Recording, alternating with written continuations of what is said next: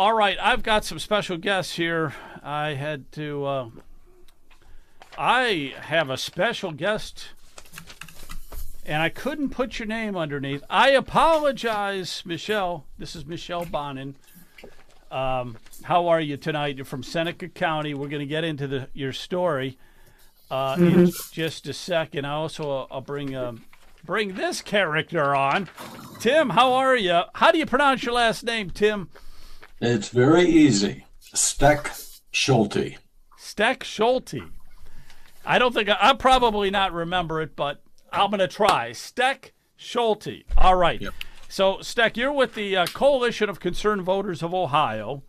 And so I'm going to give a brief intro here. The Coalition of Concerned Voters of Ohio, CCVO, is a grassroots activist organization that believes that the only way to preserve our freedoms and our constitutional rights is to make sure that our elections are safe, secure, and cannot be manipulated. Oh, good luck with that one. All right.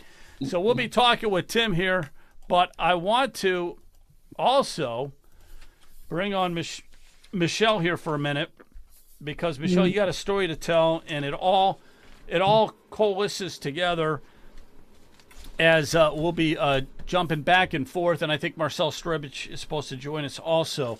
So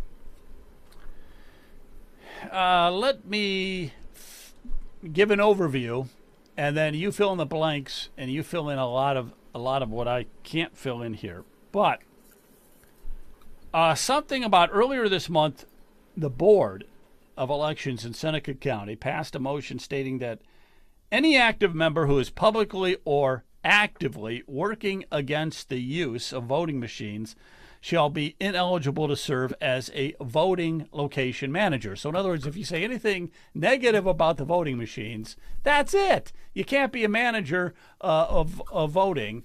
So this is in Seneca County. This is Lori Elchert, who is the director of the Seneca County Board of Elections. Now that right there is a pretty strong statement for somebody to come along and say, hey, your Second Amendment rights, your First Amendment rights are being violated, but somebody from the Seneca County Board of Elections is giving you that storyline. But it all started when you had trouble with the voting machines in Seneca County. And we were talking, just very recently to Monroe County, who also claimed that they had problems with their voting machines flipping votes. And so all you're asking, if I've got this correct, all you are asking as an activist is that the machines are looked into, that they're verified, that they're accurate. Is that right? Yes, that's correct. That's what started my journey. Was I found out that the Secretary of State had been sent a request to have a third party verify if the machines could be accessed wirelessly or remotely, and that request had been denied. And that made me very suspicious. Of course, they have their own internal verification from the manufacturer, but they can write anything they want. So if we can't verify by a third party that those machines cannot be accessed wirelessly or remotely, then I do not trust that the machines cannot be accessed wirelessly or remotely. Do you have any proof? Did you come across proof of votes flipping? I know in Monroe County, there's a lot of people out there that specifically said they saw from their machine that their votes flipped, which is why they wanted to have this looked into, just voting issue problems. I mean, is that something that you uncovered in Seneca County? No, we didn't have that problem specifically. I just know that the election in 2020 did not turn out the way it should have, and I know that the machines were the issue, that they had been manipulated, and that they needed to be eliminated so that we wouldn't have that issue again. Well, okay, let me, now you've been a strong activist, and it looks like you're a Marcel Strebich supporter. I'm just going out on the limb here. I'm going out on the limb. So maybe Marcel would join us, but I got to talk to this guy here. Tim, don't ask me your last name, please. Tim S. Okay, you're with this Coalition of Concerned Voters of Ohio, which seems, I was on your website. It's a fantastic website. You guys are doing a lot of work. What were some of the problems that you found in Seneca County then? Well, I'll back up a little bit here. I think we're kind of really focusing on the machines, but I know that you also wanted to talk about, the petition situation itself and the Form 6D that we used. But I think it's interesting to look at this in a different lens. We're not even putting the voting machines on the ballot on the bullseye, let's say. This whole petition, the only purpose of the petition was to allow the citizens in any county that had the proper number of signatures to put it on the ballot. So they could put it on the ballot to return to paper hand counting, or they could keep the machines. So that is all the exercise, the purpose and the drive of this petition.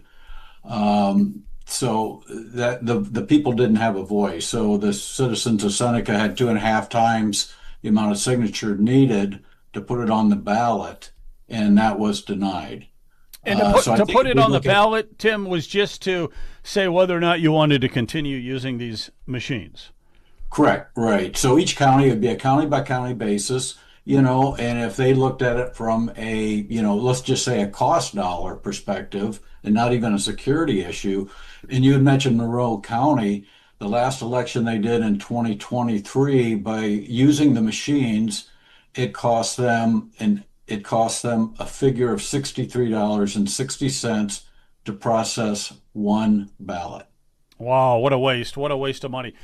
Right. So you take a small county like that, it would certainly behoove them to look at paper hand counting. They could easily get it done in a day. So, so that I just wanted to answer that so we don't get, in the weeds with just focusing on one thing. But to answer your first question then, Joe, we did see issues. We got calls from across the state, people reporting oddities. I'll be very pleasant about that. But we use the bulk of what you see on our website that was garnered from other states where there were forensic audits done, where there were court cases, Antrim County, Michigan, Northampton County, Pennsylvania. They all showed vote flipping. And, so what we're using is just their material saying, here's the vulnerabilities that they actually found in these court cases. So, and we're just asking the question, do we have the same issues in Ohio? Yeah, since we're using the same machines. Right. It's because all you're doing is saying, hey, we got to investigate this to see if we have the same problems here in Ohio. And you're right, we are talking about two issues here, and I want to keep them straight. I guess that's the most important thing. One is a petition. You filed a petition because you want to get rid of the voting machines. And then the second issue is, well, how do we know that these voting machines are really accurate? And that was a separate issue, kind of. They're both related, but there's distinctions there. Right. Let me just hit you on this for a minute with the voting machines and the accuracy, because we all know we have the gold standard here in Ohio, right? It's 99.999% accurate. Let's go over a few of these things. Well, I mean, you can't argue with the gold standard, all right?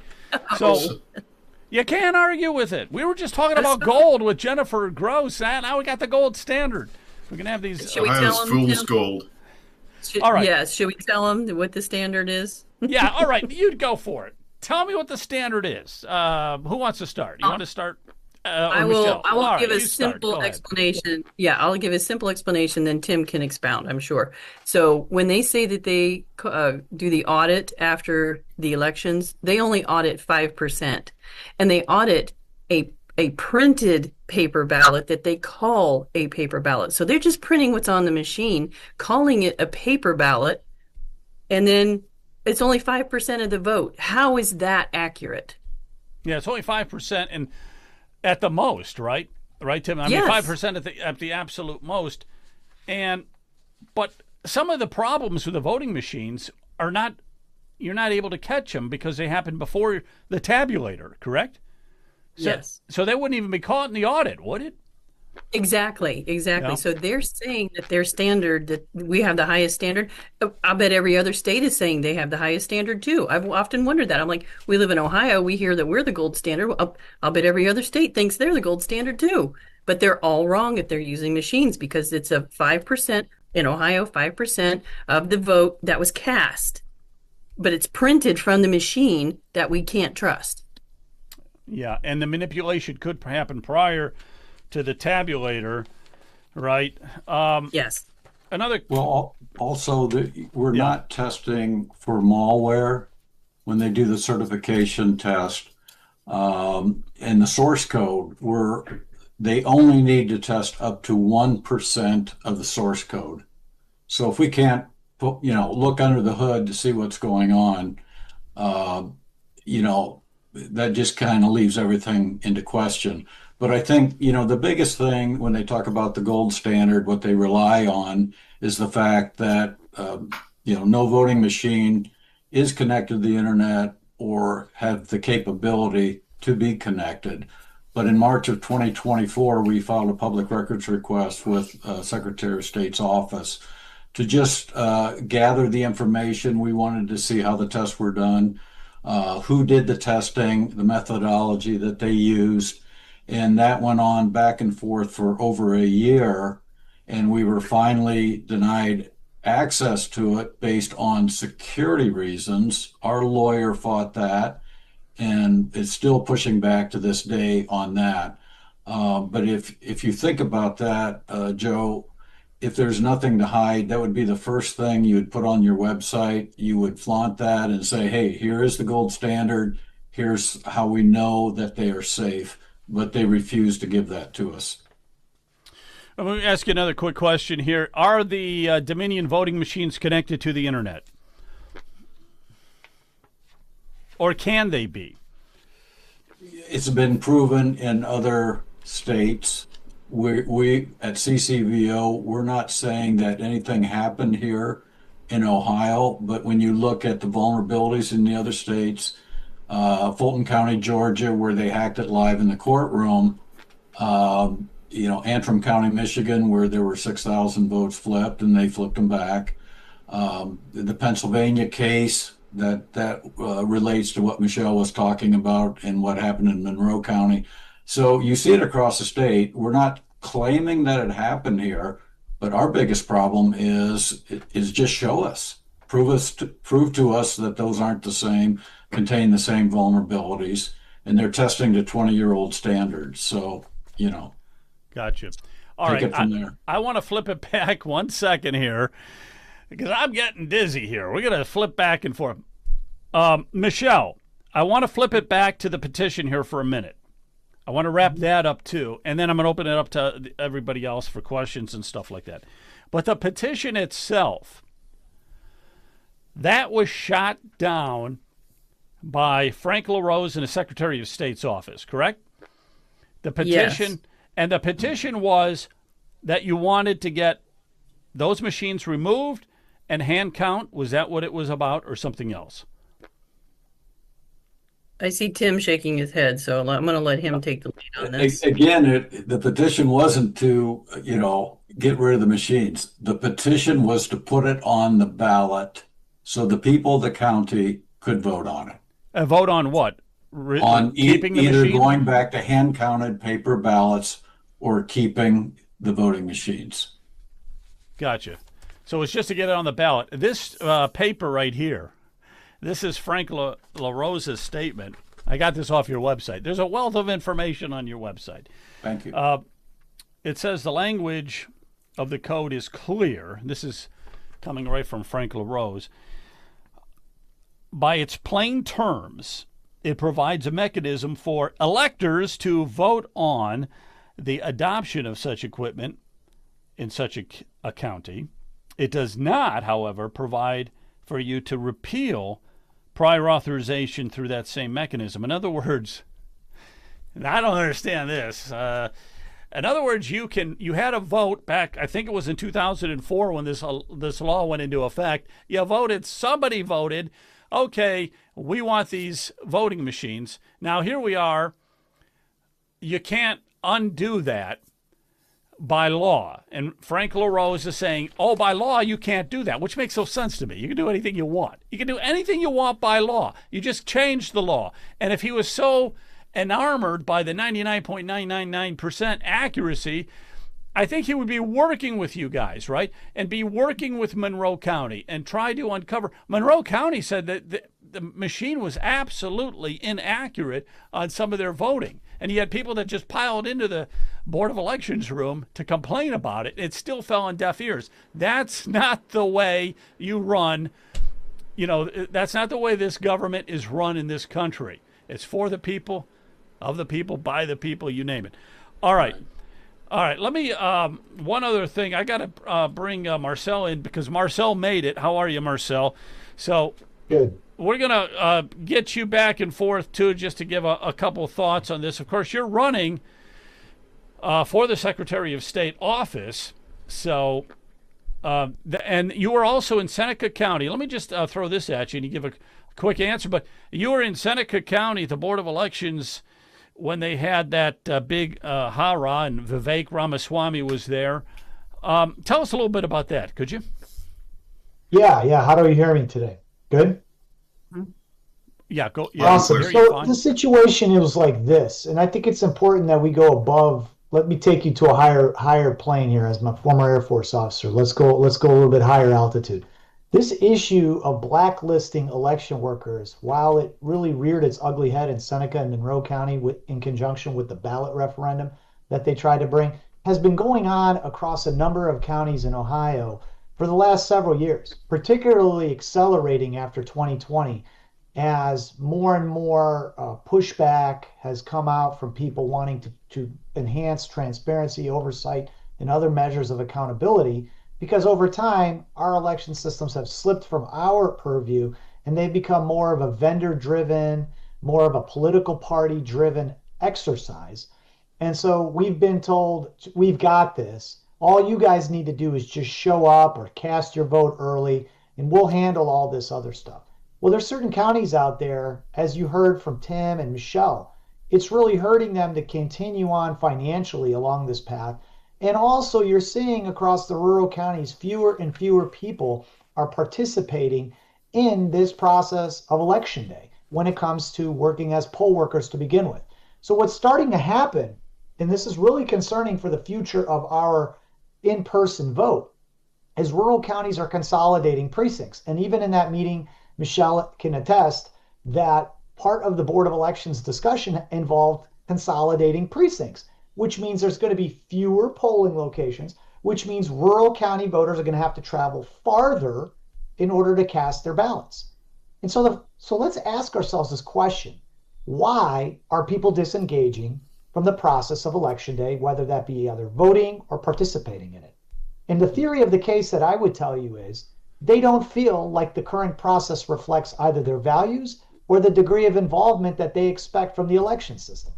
If everything has been digitized to including our votes and they've been recorded inside of barcodes and QR codes that we can no longer see, and this whole process of auditing, which is less than 5% of the entire county's vote total, is going to be shoved at us with the 99.995% statistical accuracy talking point, then what's starting to happen is that as people who are legacy election workers move on in whatever way, naturally or because, like Michelle, they're personally offended and they don't want liability against them if something goes wrong, which is what I heard from her and others, then what does that mean for the future state?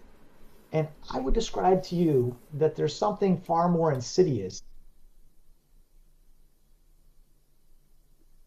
There's something far more insidious going on right now, and that is we have an election enterprise that has slowly but surely gone over to the side of National Association of Election Officials and professional lobbyist-based organizations that have more and more brought these election administrators under their umbrella and then given them guidance and told them, this is how you're going to train, this is how you're going to deal with unruly people, this is how you're going to manage this situation which is difficult. And so what you have now is this advocacy group that has nothing to do with voters, who interacts with political appointees. So it's not like we can even change a board of election director. It's not like we can get a person as a board of election member, but then they're going to have to get into the system in a political way. And so this whole thing doesn't lend itself. This election enterprise across state law does not lend itself to public oversight and accountability. And that's what this incident reveals. So if you take what happened in Seneca, that is a microcosm of the disease. And the fact that that board of election didn't even apologize, that board of election literally read a statement. And if you were with me in that room and you saw these others come there, you know, like Robert Sprague happened to show up, and he happened to say that the board of elections was being courageous in reversing their decision. Well, I would counter that with, there's nothing courageous about reading what your boss told you to read. What would have been courageous is to say, look, we made a mistake, and we absolutely need you all to keep participating in the process. Right. We will not destroy your faith and trust in the system. All right, let me ask you a quick question, Marcel. A real quick question. You said that the board of elections there, they were acting very courageously. Who was it that twisted their arm to make the change? Just real quick, who was that? Was that Vivek? Was that LaRose? Who was that? I mean, you had Vivek Ramaswamy write an op-ed in the Wall Street Journal, and whatever he says at this date and time, because so many of those musical chair politicians of Ohio at the state level are wanting to stay within the system of governance beyond their term limited time, they're all going to fall in line. That's just the way our system has been working as a one-party state. And so what I think happened is once Vivek Ramaswamy weighed in, everybody realized that the gig is up. We're going to have to at least rescind this rule. How do we do that without looking like, you know, we really made a big mistake here? So everybody tried to go into that meeting, from what I could tell, with velvet kid gloves, you know, and let's all just kumbaya after this. So we still don't have that fervor in the Republican Party to hold each other accountable yet. And this would have been a perfect opportunity to pull this whole thing back. But like I'm saying to you all, we have been seeing this trend line in terms of election administrators acting in a recalcitrant manner. And what that means is when President Trump says, I want to go back to same-day voting, pre-printed and markable paper ballots, upfront citizenship verification, you can see absolutely zero movement from the election administrators or the state elected officials in that direction. It's almost like they didn't hear what he said, or they think that if they just ignore it, nobody's going to ask them, why aren't you doing it? What are we going to do about it? Right. This is the attitude they have. Hang on 1 second. I want to get Brian in here. Brian, all right, got a question. Please, let's direct it to either Tim or Michelle. And do you have a question? Yeah, I've been a long time poll worker here in Lake County, and we have the ESS machines, and I was always led to believe that we printed out our ballot. When you made, we've got the machine where you select the vote, and then it prints out the paper ballot. You're supposed to check to make sure that all of the selections were correct, and then we run it through the tabulator. Are we saying that printed ballot is not really a printed ballot? where are they? Let me have Tim. problems? Tim, answer. Let me throw that to Tim. Did you understand the question? Right. Yeah. Yes and no is the answer, because what you're getting is a receipt, but in the ESNS system, as Marcel mentioned, that vote is contained within the barcode. The Dominion ICX machine, the vote is contained in the QR code. So you can look at that, you can self-audit your ballot that it printed off, assuming it was correct, okay, and it didn't change the votes. You could look at it, but you can't read a barcode and you can't read a QR code and determine. So then you put that into a black box that has proprietary software that's not checked for malware. So you tell me, how comfortable are you with that system? So basically, what you're saying is that you could check the screen, you do a touch screen, and you get a paper printout, and you can look at the screen and you can look at the paper and you say they both match, but then it has a barcode on there, and you put that into the tabulator, and the tabulator reads the barcode. Correct. How Correct. do you know that the barcode matches what's on the screen on your paper? You don't.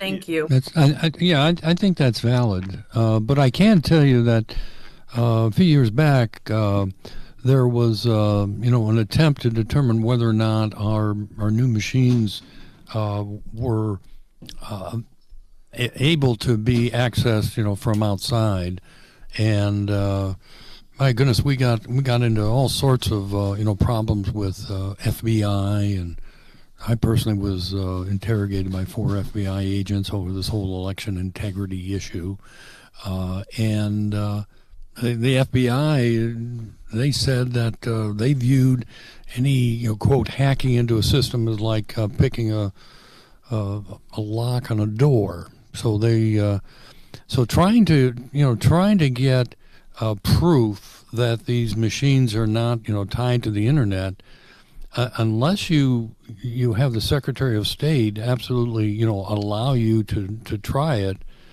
You're getting all sorts of problems with the FBI, and the average citizen's got no way of verifying what you're saying. So I'm becoming a believer in these paper ballots, because and I don't think anybody, certainly in Lake County, is trying to do anything illegal, but I would concur that we need to know absolutely, without any hesitation, that what we voted for and is counted accurately. So I'm sort of switching sides here on the machines, and we're heretofore I was saying that it seems we've got a good election.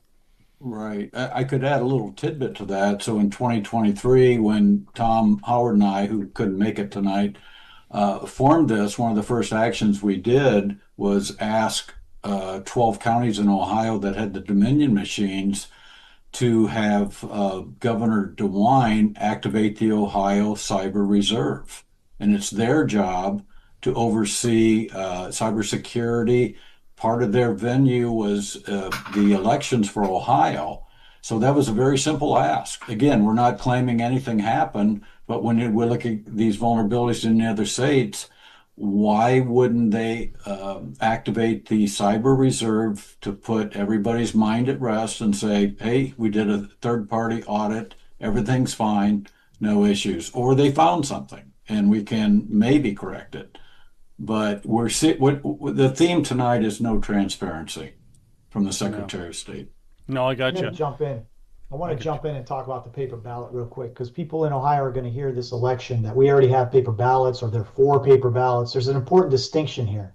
Ohio law qualifies a paper ballot as the same thing that comes out of the machine that we're talking about with the QR code and barcode, and what we fill in with a pen and oval, which I call a pre-printed hand markable paper ballot. So in the Secretary of State race, you're going to hear both candidates talk about paper ballots. And they're both going to say, we're for paper ballots. But unless they don't define what do you mean by a paper ballot, do you mean the pre-printed hand markable paper ballot you fill out with a pen in an oval? Because that's what a paper ballot is, something you can verify before it goes into a voting machine. The other paper ballot, which is qualified by Ohio law, is the very thing that we were just talking about. It comes out of a voting machine, a touch screen, a ballot marking device. It's qualified that as a paper ballot, but it's not the same as a pen and oval, what I call pre-printed hand markable paper ballot. And that's going to be something I think that's going to trick up a lot of people when they're looking at their candidates saying, I want a Secretary of State that's going to support a paper ballot system. Well, just know that when somebody's saying that in Ohio law, there is a distinction between. Marcel, what is Trump promoting exactly as far as voting goes? He's promoting same-day in-person voting. He wants pre-printed hand markable paper ballots to replace electronic vote casting machines. He wants upfront citizenship verification at the point of registration and the ability to show full voter ID for all methods of ballot casting. And in Ohio, we are 0 for 4 in every single one of those categories. I got you. A real quick, Michelle question. I just want to backtrack here for a second. What is the status of the petition right now? Right now, it's been rejected by the Board of Elections and the Secretary of State, and by the opinion of the Seneca County prosecutor. So it's I'm going to defer to Tim because this is more his wheelhouse. What's coming up? So, Tim, any chance of getting this on the ballot? Well, it won't happen this year, obviously, in November, but we disagree with the Secretary of State's advisory. So when this petition was denied, note the wording on that. It wasn't advisory. So he's advising not to use that language. But ironically, 3506.02 is where this hangs on. That's the law that is hanging on. And there's 3 ways to think about it: adopt voting machines by the boards of election, by the county commissioners working with the board of election, or option C, by the people. The people never had a choice to vote in the first place, and that's what we were trying to bring about this go around. And we totally disagree with the language, because the language it's using, it says may adopt. Well, may isn't mandatory either, right? It's an option. So we feel very strongly that that was incorrectly denied Form 6D. We feel there's valid cases, and we're looking for maybe your group to come up with $100,000. We can get a good lawyer and fight this. All right. Well, if you need $100,000, here's the guy to loan it to you right here. Yeah, let me grab my checkbook. Thanks for volunteering me for that, Joe. Thank you. First of all, thank you all for joining us this evening. This is a very important conversation that has some complexity to it, and we're all working on trying to fight our way through this. A few things occur to me. The first is a great expression that was given to me a long time ago, and I just keep sticking with it and keep driving it out into public discourse, and that is vote in private, count in public.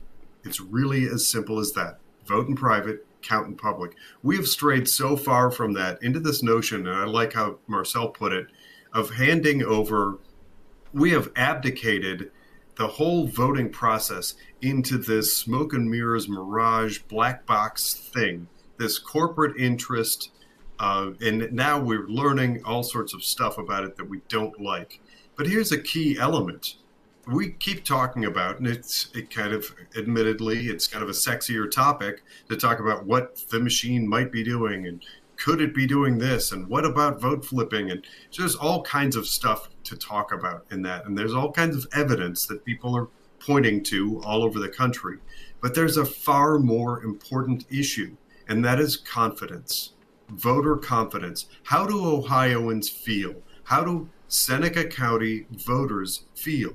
They're paying for it. We pay for this thing, and it is our fundamental principle. It's the foundational principle of any constitutional republic. Yes, I know that the left and Frank LaRose want to call us a democracy, incorrectly, but a key element is us knowing that we have the government that we were promised in the way that we were promised it. And this whole trust us, but you can't verify, is ludicrous on its face. It's unfortunate that we got to this point, but I happen to be one of those people that is now, I've listened to Marcel Sturbich speak several times, and I can't possibly overemphasize my strong desire to get back to something that we can actually get our heads around.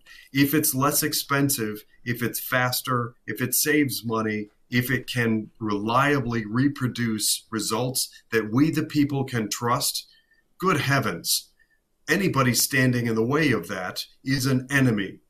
That's my view. I'm sorry to put it in such simple terms, but that's my view. We have, I believe it was the Secretary of State of Arizona, in a very similar circumstance a few years ago, there was a county in Arizona that decided, they didn't want to vote on it. They decided as a county, the Board of Elections, that they wanted to go back to paper ballots. The Secretary of State actually issued a letter threatening them if they went back. To me, those are key indicators. One more thing, I've said it before several times. I'm going to say it again. We have this notion of a constitutional republic, and it seems to have boiled down to right versus left, or whatever you want to call it, patriot versus traitor. On the other side of the aisle, we seem to have this whole notion that we have secure elections and we shouldn't ever question them. But let's put this Seneca County thing in perspective and have a little bit of fun with it. In Seneca County, that Board of Elections decided to try and block people from becoming elections facility managers who questioned the elections process. Well, let me outline briefly for you the people that Board of Elections blocked from managing. Hillary Clinton, Adam Schiff, Sheila Jackson Lee, Val Demings, Jennifer Wexton, Ron Wyden, Ted Lieu, Amy Klobuchar, Kamala Harris, Mark Warner. The list goes on. There is a about 19-minute video you can find. You can go to Hand Count Roadshow and click through. You can find a Vimeo that is a montage of the left saying exactly what concerned citizens say. I don't trust it. It's a video montage of all those people and a whole bunch of other left Democrats saying we cannot trust our election systems. That's it. Ladies and gentlemen, you don't need to see a video evidence of something flipping or something not flipping or a barcode or a QR code.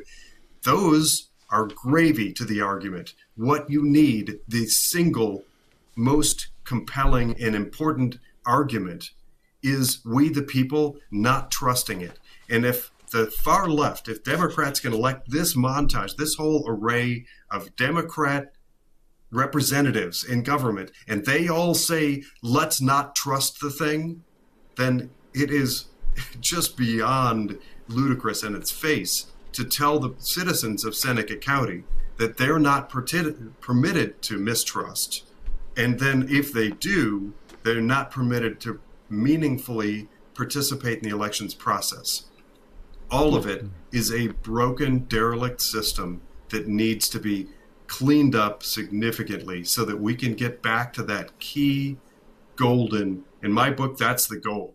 The gold is trust, public trust, and right now we don't have it. I believe that polls indicate we have a significant majority of people who no longer trust our election systems.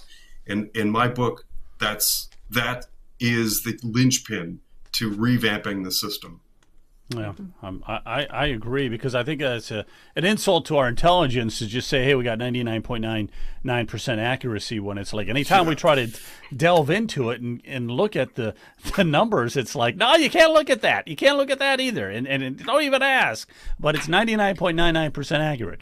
Well, if you can't look at it and there's no transparency, and other states are having these issues, and I know other counties in Ohio are having issues with the voting, then it needs to be looked into. If you have the gold standard, then the Secretary of State would welcome hand counting, because like in Monroe, all they want to do is they want to hand count the ballots to make sure it matched up with the voting machine. What's wrong with that? That was completely shot down and denied as well.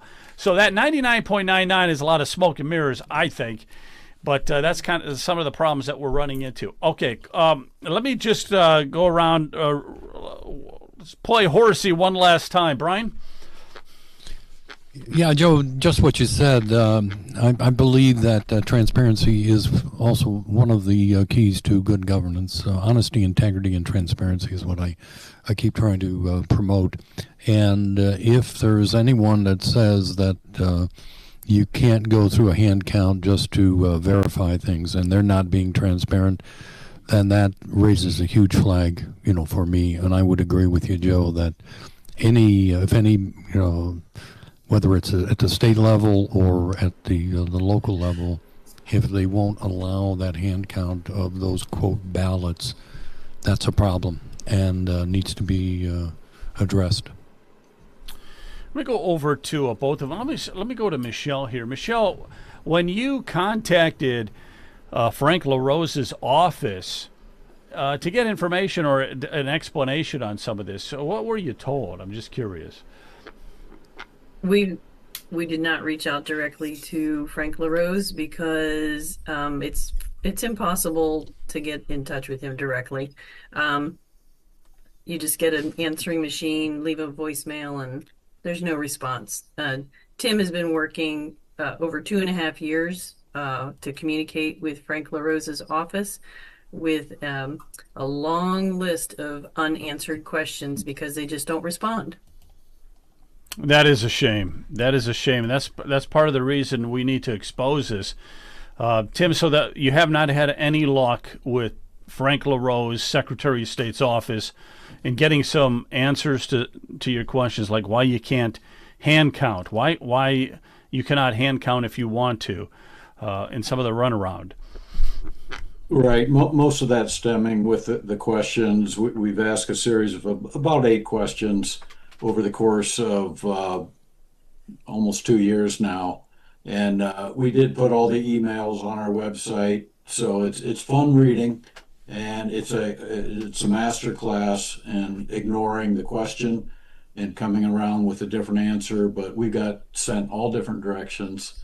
So it is absolutely no transparency whatsoever. And I'll, my final thought too is to echo what you guys were talking about, and I've got it in some of our presentations. There was a Rasmussen poll, one of the ones I could find, and it said basically 70% of American citizens, all voters, all parties, think there is some form of mistrust. So that's 7 out of 10. I know people that don't vote anymore, they don't donate anymore because they don't trust it. And we've said forever, even if hand counting costs twice as much as the machines, we should do it, because that's the gold standard, and that's what people will trust. But the beauty is, instead of costing twice as much, it costs 1/10 the cost. So, yep. Yeah, it's definitely a good way to save some money. All right, Marcel, you're running for Secretary of State. If you were to become Secretary of State, you got to show some transparency, right? Yes, you have to work with the rural counties on a path forward. That doesn't mean they get to just go into hand counting willy-nilly. They have to demonstrate that over 50% of the county wants to do it. And then when they meet that threshold, you have to come up with a system that guides them toward how to effectively do that. In other words, I call it a use case. So timeliness, accuracy, manpower, dual partisan observation, all these criteria have to be created, and they have to be executed in a cycle of an election that is going to be very busy. And you have to be able to assess the actual variables of how that went. And then if it works, then what you got to do is you got to codify it either into law or into directive or policy, and then you got to give the scaling of that, an option of that for other rural counties. So nothing is going to happen overnight, but the difference is my willingness to work with the rural county so that they don't have to pay $63 a vote, and to look at the counties not like a cookie cutter approach. Not every county is the same. And so I could foresee rural counties moving in the direction of this during my time as a Secretary of State, and proofing this concept within a year or two of having passed their referendum. And frankly speaking, that referendum denial or declination that you read earlier, Joe, that was legal reach for them to come to that determination. It wasn't listed anything prohibitive or restrictive in law for pursuing hand counting. They had to really reach for that. And that's why I think they kept it out as an advisory notice. And that was all done by lawyers. That was all done by lawyers who know their client. And they know their client doesn't want to have a difference in a county's way that they approach counting. And so they get to the predetermined outcome by interpreting the law. They want to interpret the law in the way it is. But to be truthful, last year we put legislation forward that would have put language out there, which would have been very explicit. It would have told the legislature and anybody, election administrator, that there was a path for them to do it. But would you believe it, the legislature and the Secretary of the State at the time had no will to want to go forward on that. And so no matter what we tried, whether it was through the process or through the legislation or even through the goodwill and grace of the Secretary of State, nothing was determined to work because we don't have the right people in office to figure this out, or the will. Well, you and need. So until I'm elected, that's going to be the case. Yeah, you need people in there that have knowledge of cybersecurity, and then you need people that don't want to be a career politician, because that's where all of the problem stems from. I'm still perplexed where you got that shirt from, but that's okay. Michelle, I'll leave you last words of wisdom here, and I want to thank you again for getting in contact with us. And unless Jonathan, did you have something you wanted to say too? I do have one more comment, but I'll wait until after Michelle, or actually I'll tee it up, because actually I'm going to spin us a little bit of a different direction. Those of you who follow the show know that Dan Schultz and I are the national voice of precinct strategy, which advocates for people to get involved locally within the Republican Party to put America first, constitutional conservatives all throughout, rebuild the Republican Party to be the voice of we the people as it's designed to be. I can't say anything about whoever Michelle Bonin's representative is, her state central committee person, but I have it on good authority. I actually spoke with Michelle on the phone about 2 weeks ago. Michelle is throwing her hat in the ring. I don't have anything negative to say about whoever it is that fills the spot currently, but I can say I'm one of those people that had, in addition to my comments and all the things that I'm doing, many of you know, I also run Ohio Rhino Hunters. My strong stance is that we need fighters in the Republican Party all throughout Central Committee. That probably, it might also mean you. Get involved locally, listeners. I want more of us to get involved at the local level in the Republican Party. Sorry, I got onto a tangent there. Let me bring it back to the point that I want to make. The point that I want to make is a tip of the hat to Michelle Bonin for stepping into the race for State Central Committee in Ohio. Michelle, tell us about that precinct where you're running and your bid for office, or Central Committee rather. Yes, it's going to be the Central Committee in Seneca County, and the office is currently occupied by actually a neighbor just down the street from me, and so I'm more than happy to step in because she's willing to let me take the lead on it. And I'm very tenacious, so it takes a lot for me to stop. I'm a bulldog in a fight, and I don't let go. When I know I'm right, I stick with it, and I'm willing to weather any kind of persecution that comes with it. The Lord has just built me with this tenacious attitude, and so I'm more than happy to step up, change the atmosphere of how my government is running. I do not like the direction that I see it going, and so therefore I will step up to the plate. That is awesome, and that is terrific. So I want to thank you again, and Tim, Marcel, everybody. Thank you, Brian and Jonathan. Guys are the greatest. So good luck with everything. Please let us know if there's any new developments and all that, okay? Marcel, thank you. Let us know how we can help you, Marcel. Thank you. Reach out to us. Thank you. Thanks, everyone. Good night. Bye, Jonathan.